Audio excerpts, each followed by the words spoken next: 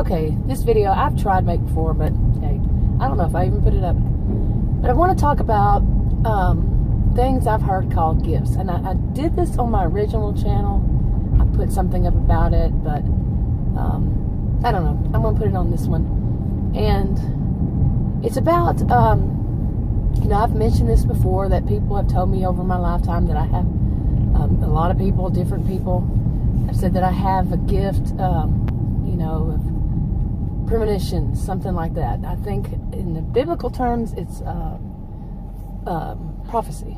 Okay, now, I've been told that. And other people know this about me, that I am good at, like, I meet somebody and immediately, ever since I was a child, I remember when I was a child, I'd look at other kids and say, you know, elementary school, say, they were either good or evil, you know, good or bad. And then when, you know, got older and older, yeah, the bad ones were the bad ones and the good ones were good. It's always has been true, whatever I've initially felt. But I've always thought that everybody has that as a survival instinct. Okay. But apparently not. But I still think that people have it, but do they use it? You see what I'm saying? Yeah. Okay, now what can and has come about for me is that after I have that initial feeling, I will do the wishful thinking thing, sometimes, not up with everybody. You know, when you just don't want the person to be bad, even though your gut tells you that person's bad. And I've done that, you know, in my lifetime. But what I didn't know was that was also, in biblical terms, a gift of discernment. Okay. Now, I'm just now recently knowing this, you know, learning about this. But I'm not sure if, you know, when people told me this before, I always thought that it was more like some magical thing. Okay, you know, some people thinking, you know, it's all magic. People are born with magic or something like that. Now, I have an attitude, and I recently did a video on my original channel about, you know, people thinking they know what they had when they were born. How would you know? You know? But of course, they could ask people, but how would you know as an infant what you have? You see what I'm saying? Now, that's how I thought about it. Okay, in case you never watched a video of mine before, the one about the what would be prophecy is for me what it was is I'd have these little flashes, you know, or dreams at night, but flashes like during the day. That's what I called them, flashes. And it would be like a little video playing in my mind of what could happen, and they would come true to the people that were in the dream, the flash, but not exactly in the same way. Okay. One of them was, I told one of my sisters, and I've mentioned this one before, I told one of my sisters one time that I'd had this little flash about her traveling, and I knew she was going to be traveling, and that she needed to watch out for the deer. Well, she and I at the time were going to a casino in Oklahoma with her mother, and her mother was sitting in the back seat, and my sister was driving. I was in the passenger side, front. And we were driving, and I told her about that, my sister, you know. And we got 30 minutes later, she looks over, we're crossing over, I think, the Red River, and a bridge in one of them. And she pointed out, and she told her mother-in-law to look at those deer. And she just looked at me, and, you know, because she was looking that direction. And she looked at me and says, I don't want to hear it. I don't want to hear it. Because I just told her 30 minutes prior to that to watch out for the deer. So, yeah. The other one I gave an example of, you know, that when I was a kid, I could look at somebody and say good or bad, and still can. And I still do that to this day. But, from everything I've read, I don't think people have two gifts. Now, I've always identified myself as a Christian. I was born and raised into a family that was very Christian, very religious, strict religious Christianity. And I attended church as a kid, you know, so my memories of the church were from childhood, because after that, no, not so much. And, you know, I have been thinking more and more about that why, you know. And even as a child, I had allergies, and they didn't know it. I don't know if people just didn't know about allergies back then or what. But, you know, I have bad allergies. I have really bad allergies. And chemical. If anybody wears any kind of perfume, or if they've even cleaned the carpets with some whatever it is that has a perfume scent to it. Just depends. It will set me off to coughing and sneezing and all that.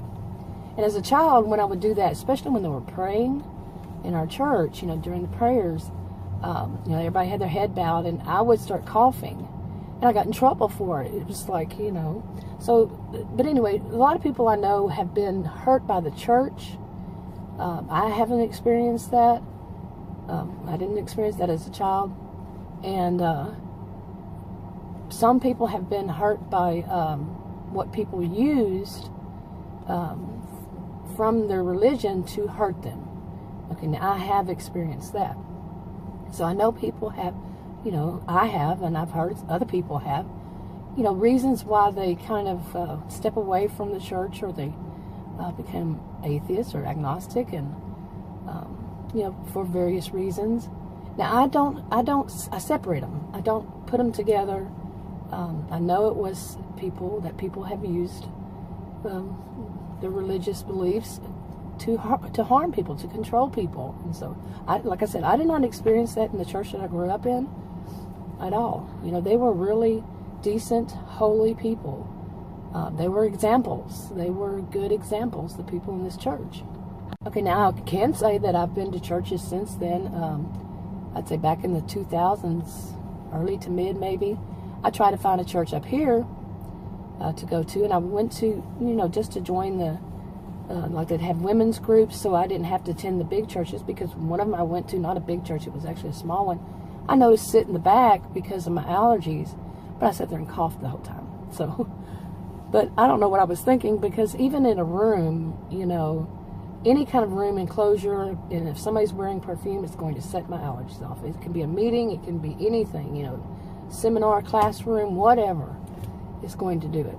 So it's just not healthy for me to go to any place I'm going to be in a room packed with people, or just some people. But yeah, one of the churches I went to, the one that was for women's group, where I live is a rather, I don't know what to call it, but it's a wealthy area, and it's a wealthy city. And they asked me if I'm from this city, and that just really annoyed me, seriously, that they would say that. And I said, yes, I am. They said, well, good. And each person did that.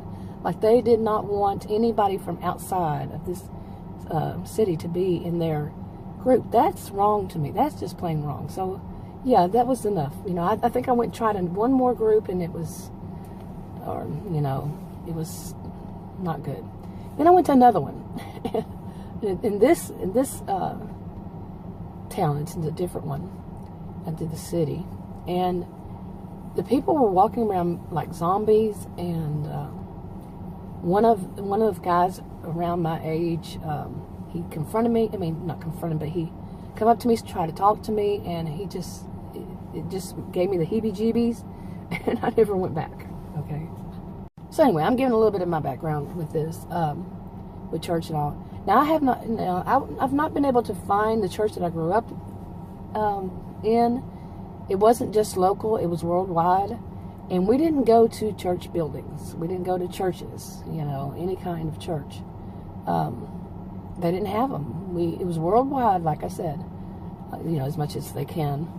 But, yeah, it was in the people's homes. And, no, it wasn't a cult or anything, but the preachers would go 2 by 2, to the elder and the older one and the younger one. The older one would be teaching the younger one. And they couldn't own any property, anything, that they needed, like they would go from one, one set of homes to another. Where we lived, it was a few towns and cities that people gathered in that home. So they'd go there. Well, then the next one over, they'd go there too. Yeah, got that? Okay, I guess you'd call those districts. But, we all knew which church we went to, and not every Sunday meeting did they have a preacher there. The preachers weren't there. And the preachers would stay in the homes of whomever, usually the people whose homes it was, where we would meet. And in the summertime, usually, and the bad part was the heat of the summer, August, I think it was, we would have church convention, which was usually a big, huge farms. I mean, huge farms. And they would have lots of barns and stuff like that around Austin, Texas. And we would go there, and some people would stay in hotels, of course, and stuff, but some people would stay in the barns. And, you know, they had, some of them, they had, you bring a cot, or they'd have cots, or not cots, but even sometimes beds. You just stay in the barn, you know. I mean, I'm not talking like what you might think. It was, you know, they actually had beds lined up and everything, and people would stay there, and they'd have meals and all in a big tent and stuff like that. Then we'd have meetings in a tent, a huge tent, not just a little one, more like you see at a circus maybe. But okay, I've not been able to find how to find that church since probably my 20s. I remember telling my dad one time that I really wanted to get back into the church when I was in my 20s, and I didn't live there. I lived in Austin, actually. And he sent the, you know, 2 preachers over, and I didn't know that he had sent them. They just come to my door, and it was kind of surprising. But I never joined, and that was like in my 20s. I'm 54 now. And all the elders are gone, you know, that were in the church, so I have absolutely no idea how to find them. I actually tried to look online, which I wouldn't see them as being online because they don't push their religion on anybody. So, yeah. Okay, so this is enough background, but one of the things is my memories are really from my childhood, which was a long time ago. Yeah. And, so I don't remember anything about gifts. You know, the gifts, I think they're from the Spirit. I don't remember a lot of things, I'll tell you that much. But like I said, I never had a bad feeling about the church. You know, it's stuff about the people. The only thing I think I had a bad one about was there was a mouse, okay? And I don't need to go into detail. And as a kid, you know, you're like, oh, no, you know, but yeah, you know, they carry diseases and stuff like that. But that was really it. You know, there was no bad feelings and all. And it was really holy. It was really, you know, a good example of how people should be, you know, how people are who are that way. Like I said, mine comes from my childhood. So, but, you know, I could see it in school. I could see it in other places where people were bad. And, you know, some things that their religion made them do things that I wouldn't do, you know, our church wouldn't do. Especially like pushing it on somebody. You know, people are free to, if they want to hear the word, then they are free to hear the word. That's, I think, what's their attitude about it. I think one time they did, in which we also had like tent meetings in front of people's homes. If you know, during, I don't know, I think some places would call it a revival or something like that. And they told people in the neighborhood what was going on, you know, and said if you want to attend, you know. So people in the neighborhood knew, you know, that was the only time I'd ever seen them, you know, trying to say, here it is, here's our religion, and here's our church kind of thing. Yeah. Okay, I think that's enough for this video for now, but what do you think? Have you ever heard of that? You know, these gifts and stuff. If you want to comment, leave a comment below. If you want to subscribe to this channel, click the circle. If you want to watch another video on this channel, click one of the rectangles. Like, subscribe, comment, and share if you would, and I'll talk to you on another video.